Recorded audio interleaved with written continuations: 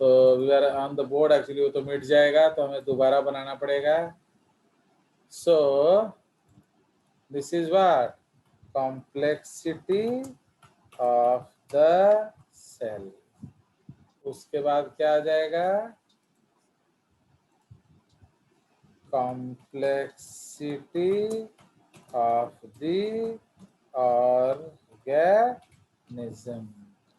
And last क्या आ जाएगा, मोड ऑफ न्यूट्रिशन. ओके, तो ये हमारा कंसेप्ट है. ओके नाउ, तो इसीलिए हमारा क्या है, सो अब हम लोग इधर बनाएंगे. सो अब सबसे पहले आपका मोनेरा आ जाएगा. ओके, उसके बाद the unicellular organisms will come. This is unicellular prokaryote and this is unicellular eukaryote. है कि नहीं? तो इसमें हम लोग लिख लेंगे ये यूनिसेल्यूलर क्या, यूनिसेल्यूलर प्रोकैरियोटिक. ओके, एंड ये क्या हो जाएगा,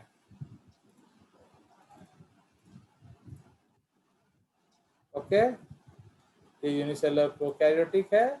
एंड इधर हम लोग लिख लेंगे यूनिसेल्युलर क्या, यूकैरियोटिक. यूकैरियोटिक कलर नहीं करने से दिखेगा नहीं ना. तो ये आपका यूनिसेल्युलर यूकैरियोटिक आ गया.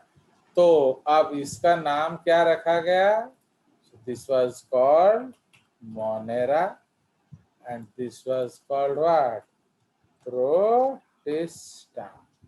अब फिर हमने क्या किया, we created 3 branches. ओके, तो सबसे पहला ब्रांच कौन था, तो सबसे पहला ब्रांच था प्लांटी.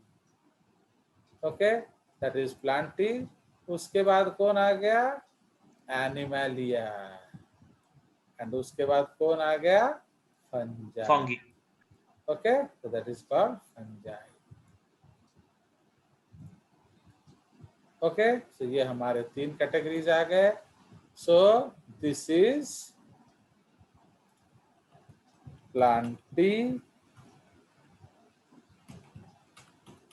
ओके, ये क्या आ गया, एनिमलिया. एंड ये क्या आ गया, so this is fungi. Fine, तो ये आपका 3 है. Now what were they, so these are क्या, मल्टी सेल्यूलर क्या, मल्टी सेल्यूलर ऑटोट्रॉफिक. फाइन, तो ये मल्टी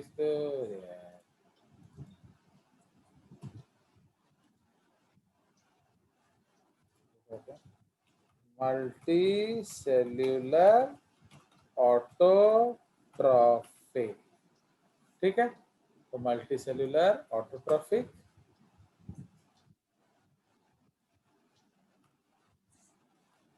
फाइन, उसके बाद ये क्या आ जाएगा बोलो, multicellular ingestive autotrophic. Yes, heterotrophic. तो इसमें ब्रैकेट में डाल देंगे इंजेस्टिव. इसी को हम लोग क्या कहते हैं, होलोजोइक. ओके, तो ये होलोजोइक हो जाएगा. Clear, fine. तो ये आपका मल्टीसेलर हो गया. एंड इधर क्या हो जाएगा, same multicellular heterotrophic absorptive. Yes, और सैप्रोफिक. यस. तो सैप्रोफिक एप्रोफिक हम पढ़े नहीं है, तो इसलिए अभी इधर नहीं घुसाएंगे. तो इसीलिए मल्टीसेल्यूलर. ओके, इधर भी ऑटो आ गया, इसका नहीं है ना. तो हेटेरो. ओके, तो heterotrophic.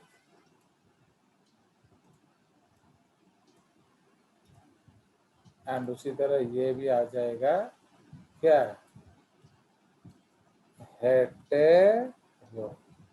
So this is multicellular heterotrophic क्या, ये है एब्जॉर्प्टिव, एब्जॉर्प्टिव। फाइन। सो इसीलिए आ जाएगा, इसके होलोजोइक के जगह क्या हो जाएगा, इसको हम लोग सैप्रोबिक बोलेंगे। Okay, so this is सैप्रो। Clear, अब मजा आ गया। सो इसको हम लोग एक डब्बा बना लेंगे, देख रहे हो, एक बढ़िया सा डायग्राम भी हमारा रेडी हो गया। सो लाइक दैट, ठीक है। This is our 5 kingdom classification, ठीक है। चलिए, तो दिस इज द कंसेप्ट। तो इसको विटाकर्स टैक्सोनॉमी बोला जाता है। एंड अगर क्वेश्चन आया which is the most recent phylum according to 5 kingdom classification, तो क्या बोलोगे,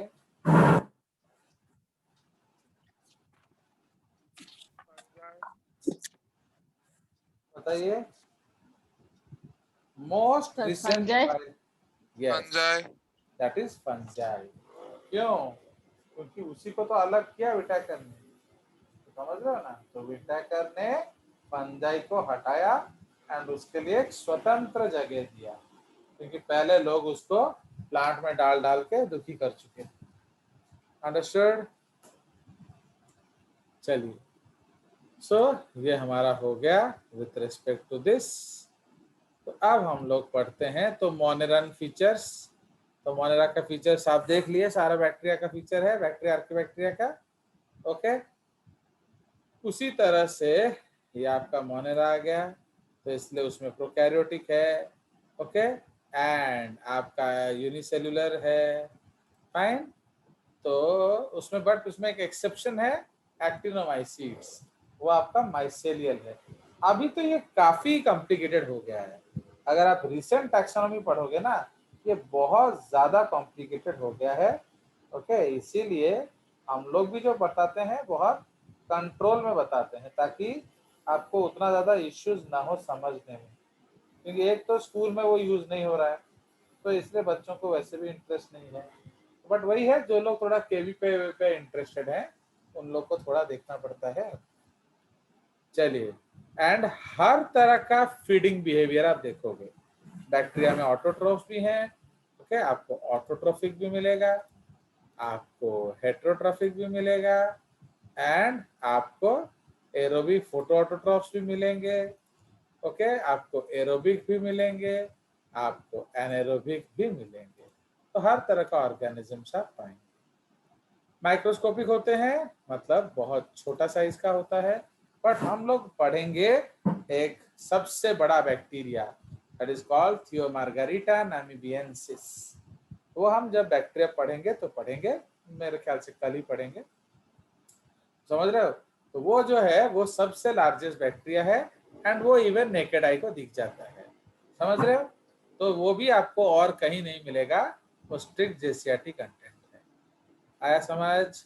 now cell wall is made up of peptidoglycan, तो वो हम जानते हैं, इसमें पेप्टाइड्स होता है एंड कार्बोहाइड्रेट्स दोनों होते हैं।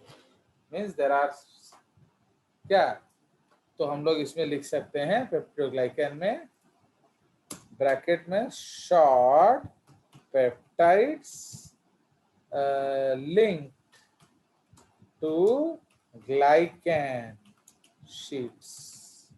ओके, तो ग्लाइकैन क्या होता है, कार्बोहाइड्रेट। तो इसीलिए तो लाइसोजाइम क्या करता है, इसी लिंकेज को बनने नहीं देता, समझ रहे हो। तो इसीलिए जितना ज्यादा पेप्टिडोग्लाइकैन होगा उतना आप एंटीबायोटिक सेंसिटिव होंगे। अंडरस्टूड। तो ये हम पढ़ेंगे धीरे धीरे। अब जब भी मैं आपको बोलता हूँ व्हाट इज मोनेरा, हर बच्चा बोलता है कि प्रोकैरियोटिक। तो डेफिनेशन क्या है प्रोकैरियोट का, बोलिए। Unicellular Cells prokaryotic. without nucleus. No definite nuclei, but actually what my students will tell, no Cells endomembrane without system, membrane organelles. no endomembrane system। इसका मतलब क्या है, नो इंटरनल कंपार्टमेंटलाइजेशन। न्यूक्लियस है ना नहीं है? है बट दिख नहीं रहा। ओके उसी तरह से गोल्जी बॉडीज भी होगा। ओके ईआर तो होता ही होता है, माइटोकॉन्ड्रिया भी है, क्लोरोप्लास्ट भी है, सब है, बट दिख क्यों नहीं रहा? क्योंकि मेम्ब्रेन नहीं। एंडोमेम्ब्रेन नहीं है। तो समझ रहे हो, देयर इज नो एंडोमेम्ब्रेन। आया समझ? तो ये है मॉडर्न डेफिनेशन। तो प्रोकैरियोट उसका नाम रखते समय रखा था साइंटिस्ट ने, बट अब आप वही थोड़ी बोलोगे, अब आपको थोड़ा अच्छा से बोलना पड़ेगा ना। तो लाइक दैट। सो मैं so this is the case now. Okay तो lack of membrane bound cell organelles उधर, बट राइबोसोम्स प्रेजेंट। आएगा नहीं जगह, देखते हैं कहीं और लिख लेंगे। तो genetic material not organised in definite nucleus, they lack histones, तो उसमें हिस्टोन्स नहीं होता है, हेंस नो डेफिनेट क्रोमोसोम। तो हिस्टोन नहीं होगा तो क्या होगा? प्रॉपर पैकेजिंग नहीं होगा। So their genetic material is referred to as nucleoid, chromosome number is equal to 1, बहुत बुक्स में मोर देन 1 लिखता है, 1 comma circular double stranded DNA. ठीक है, तो ये एक नया पॉइंट हम लोग ऐड कर रहे हैं कि डी क्रोमोसोम आपका सर्कुलर होगा एंड वो डबल स्ट्रैंडेड डीएनए से बनेगा।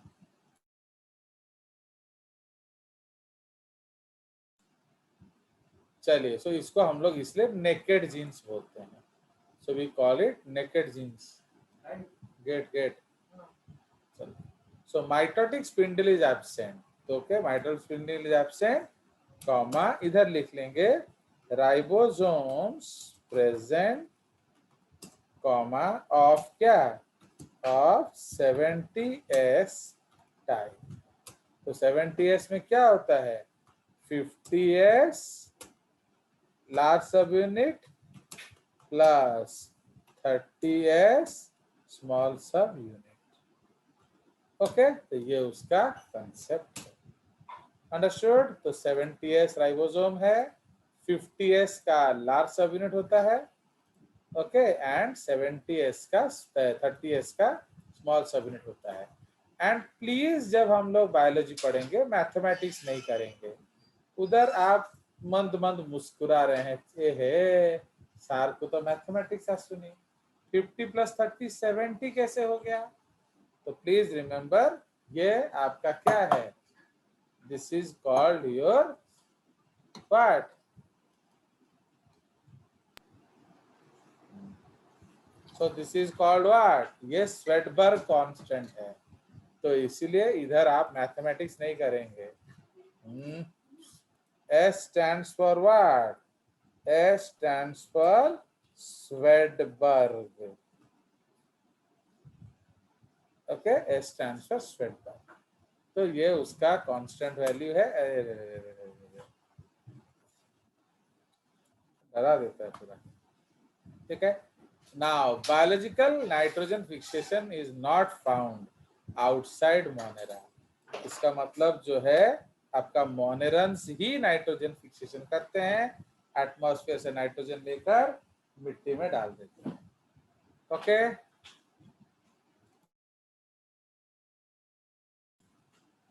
चलिए तो हो गया।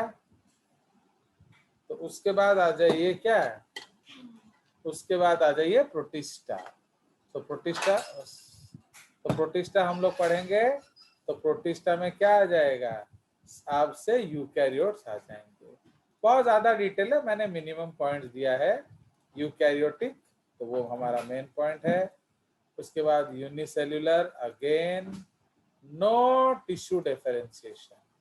भाई जब आपका यूनिसेल्युलर है तो टिश्यू बनने का सवाल ही नहीं है। ओके एंड हर तरह का फूड मैकेनिज्म हो सकता है। क्लियर? सो दैट इसको हम नो टिश्यू वाला को हटा के हम लोग यहाँ लिख देंगे क्या? ये वाला पॉइंट लिख देंगे, है ना, क्योंकि वो टिश्यू तो बनने का सवाल ही नहीं है ना, तो उसको लिख के फायदा क्या है?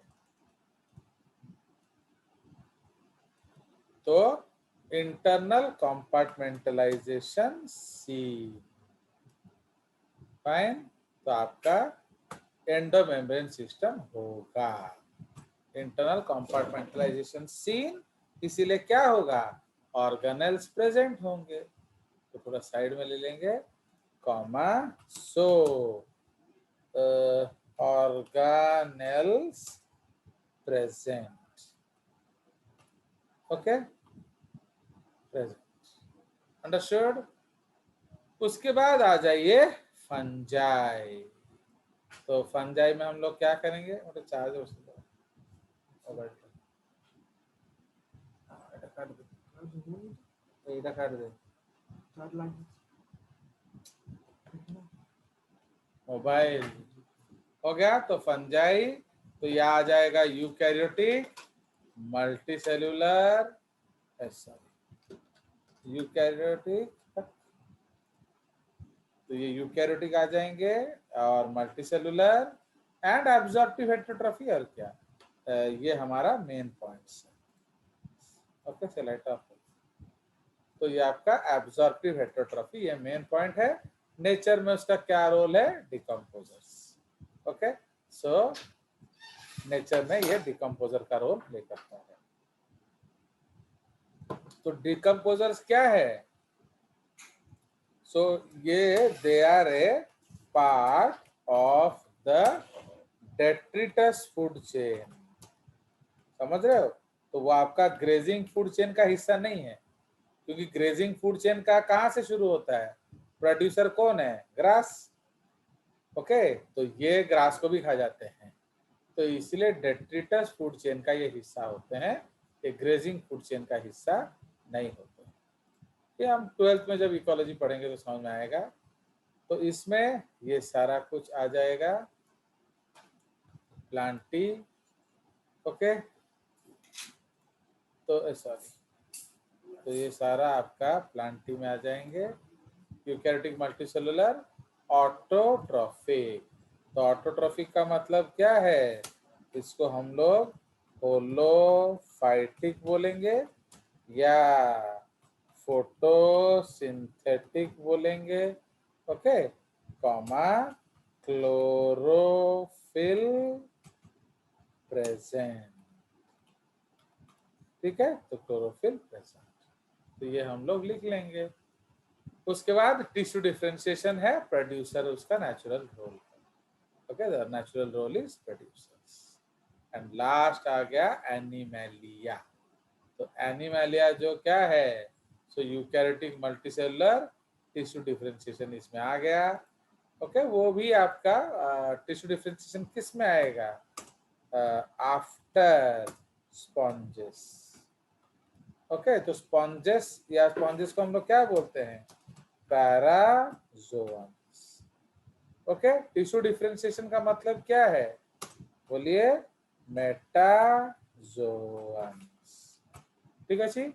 तो इसलिए टिश्यू डिफरेंशिएशन होगा, तो बट स्पॉन्जेस में नहीं होता है। नेचर में इनका रोल क्या है, कंज्यूमर है, एंड ये इंजेस्टिव हेटेरोट्रॉफी है, ओके, इंजेस्टिव हेटेरोट्रॉफी, जिसको हम लोग क्या, होलोजोइक न्यूट्रिशन बोलते हैं, अंडरस्टूड। सो ये आपका आ गया 5 किंगडम, ऑलमोस्ट सेटिस्फैक्टरी था, बट फिर एक तो क्या निकल गया, क्या भाई, आपका आर्कीबैक्टीरिया बैक्टीरिया में प्रॉब्लम। तो kingdom protista is most diversified, क्यों, उसमें एनिमल प्रोटिस्ट होते हैं, माने जो हेटेरोट्रॉफिक हैं, उनमें प्लांट प्रोटिस्ट होते हैं जो ऑटोट्रॉफिक हैं, okay, these are autotrophic individuals. And slime moulds होता है, तो जो बेसिकली इन दोनों जैसा नहीं होता। So they are totally different categories हैं, वो भी विथ मल्टीसेलुलर यूनिसेलुलर ऑर्गेनिजम्स। तो these 3 don't suit, okay, there. और इसका एक और पॉइंट हमें लिखना चाहिए था, एक्चुअली हम लिख पाएंगे कि नहीं, तो लाइन कट करना पड़ेगा हमें, क्या करें,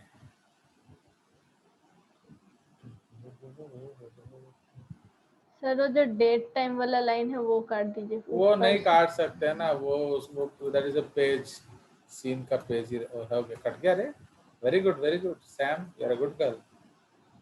चलिए, मुझे लगा वो कटता नहीं है, तो इसमें एक और पॉइंट लिख लेंगे, Archie bacteria and you bacteria kept together, okay, kept together in Monera, irrespective of their differences, okay, तो उनको हमने साथ रखा हुआ है, ये भी एक बहुत बड़ा प्रॉब्लम, ओके, समझ में आया? अब तो यही ड्राइंग है विटाकर का क्लासिफिकेशन का, ये तो हम ऑलरेडी डिस्कस कर चुके हैं। उसके बाद जो कार्ल वीज हैं, भाई उनमें इतना ताकत नहीं था कि वो पहले ही 3 डोमेन बोल दें, तो इसलिए उन्होंने पहले क्या किया, उसको तोड़कर पहले 6 किंगडम सिस्टम बनाया। तो it was proposed by Woese, Kandler and Wheelis and is based on gene sequences of 16S ribosomal RNA structure found in the small subunit of ribosomes. Okay, तो SSU मतलब small subunit, लिख सकते हैं अगर जगह है तो, small subunit of ribosomes। भाई देखो, राइबोसोम हर कैटेगरी में होता है भाई, अगर न्यूक्लियस करते, न्यूक्लियस तो इसमें नहीं होता ना, ऑर्गेनेल्स और किसी में नहीं होता है, बट राइबोसोम हर एक में होता है। तो जब उन्होंने 16S rRNA एनालिसिस किया तो ये एक नया चीज उनको पता चला, समझ में आया? तो इसलिए 16S rRNA एनालिसिस, ओके। सो इसको किसने डिस्कवर किया देख लेते हैं, ओके, वाज डिस्कवर्ड बाय, कुछ है क्या इंफॉर्मेशन, देखते हैं।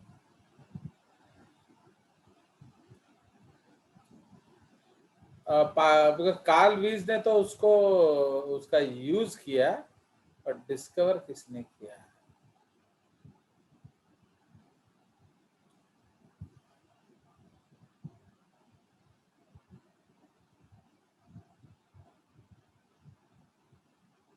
और इसमें हम लोग वो डिस्कवरी वाला पार्ट लिख सकते हैं, ओके।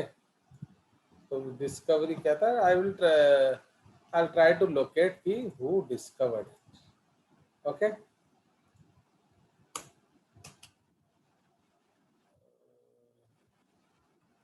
इसको यहाँ लिखेंगे ना,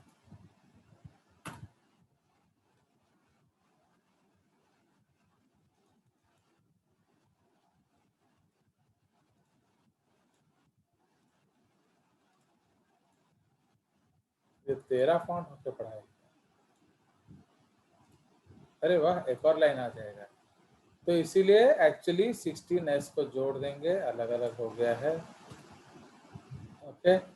now Carl Woese and George Ferdinand, क्या George Fox were two of the people who pioneered the use of 16S RNA in phylogenetics, ठीक है, उन्होंने इसका यूज को डिस्कवर किया, ओके। इसको रहने दो, साथ गैप रहने दो। तो समझ में आया? तो these 6 kingdoms are archaebacteria, eubacteria, protista, fungi, Plantae, Animalia. तो ये आपके सारे अलग अलग क्या हो गए, जो 6 किंगडम्स हो गए। But according to 6 kingdom classification, उन्होंने आर्कीबैक्टीरिया को क्या बोला था, प्रिमिटिव बैक्टीरिया, है कि नहीं? So he called them primitive bacteria, ठीक है। चलिए और बताइए, कुछ क्या शक है, बताओ। सर आप प्लीज क्लास 9 बजे से शुरू कीजिए। सर क्या? 11:40, सर 11:40 बहुत लेट है। हाँ, हो जाएगा। 9 o'clock तो मैं स्टार्ट कर दूं, आप ही लोग में से कोई कोई होता नहीं है उस समय। सर मैं तो 9 बजे आज मैसेज किया था। तू मैसेज करने से क्या होता है, लोग नहीं होते हैं ना। चलिए अभी 11:40 सर बहुत लेट है सर, तो कल क्या सुबह है, स्कूल भी है सर। कल तो सर छुट्टी सुबह है। कल तो डाउट नहीं सर सेशन कल है। स्कूल है सर।